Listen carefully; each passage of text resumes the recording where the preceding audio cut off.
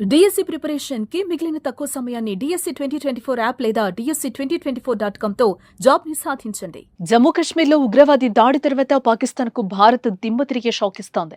ఇప్పటికే పాకిస్తాన్ కు నీటిని బంద్ చేసిన భారత్ తాజాగా ఆ దేశానికి అన్ని ఎగుమతులు దిగుమతులు పూర్తిగా నిలిపివేసింది.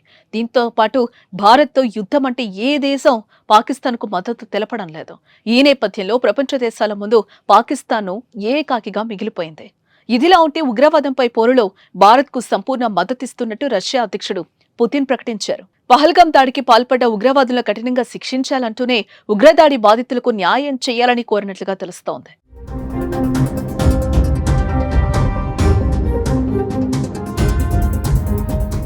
ఉగ్రవాదంపై పోరాటంలో భారతదేశానికి మద్దతివ్వడానికి రష్యా తన నిబద్ధతను పునరుద్ఘాటించింది. రష్యా అధ్యక్షుడు వ్లాదిమిర్ పుతిన్ భారత ప్రధానమంత్రి నరేంద్ర మోదీకి ఫోన్ చేసి పహల్గాం ఉగ్రవాద దాడిని తీవ్రంగా ఖండించారు. ఈ మేరకు విదేశాంగ మంత్రిత్వ శాఖ ప్రతినిధి రణధీర్ జైస్వాల్ వెల్లడించారు. రష్యా అధ్యక్షుడు వ్లాదిమిర్ పుతిన్ ప్రధానమంత్రి నరేంద్ర మోదీకి ఫోన్ చేసి భారతదేశంలోని పహల్గాంలో జరిగిన ఉగ్రదాడిని తీవ్రంగా ఖండించారని అన్నారు. అమాయక ప్రజల మరణాలకు ఆయన తీవ్ర సంతాపం వ్యక్తం చేశారు. ఉగ్రవాదంపై పోరాటంలో భారతదేశానికి పూర్తి మద్దతిస్తున్నట్లు ఆయన వెల్లడించారు. పహల్గాం దాడికి పాల్పడ్డ ఉగ్రవాదులను కఠినంగా శిక్షించాలన్నారు. ఉగ్రదాడి బాధితులకు న్యాయం చెయ్యాలన్నారు. మరోపక్క ఈ దారుణమైన దాడికి పాల్పడిన నిందితులను, వారికి సహకరించిన వారిని న్యాయం ముందు నిలబెట్టాలని పుతిన్ స్పష్టం చేశారు.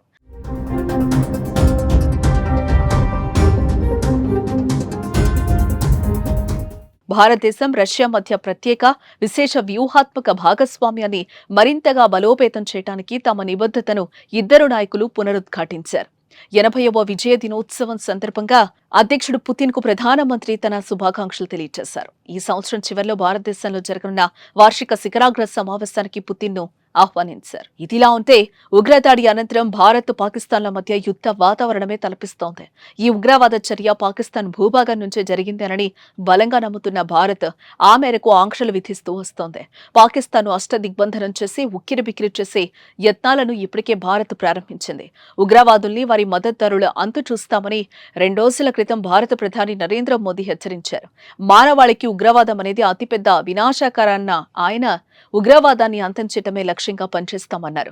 పహల్గాంపై ఘటనకు బాధ్యులైన వారిని ఏ ఒక్కరిని వదిలిపెట్టే ప్రసక్తే లేదని, వారిని మట్టిలో కలిపేస్తామంటూ మోదీ స్ట్రాంగ్ వార్నింగ్ ఇచ్చారు. మరోపక్క పాక్తో యుద్ధం వస్తే భారత్ కు మద్దతుగా ఉంటామని ఇప్పటికే అగ్రరాజ్యాధినేతలు ప్రకటించగా తాజాగా రష్యా అధ్యక్షుడు పుతిన్ కూడా భారత్ కు అండగా నిలిచారు.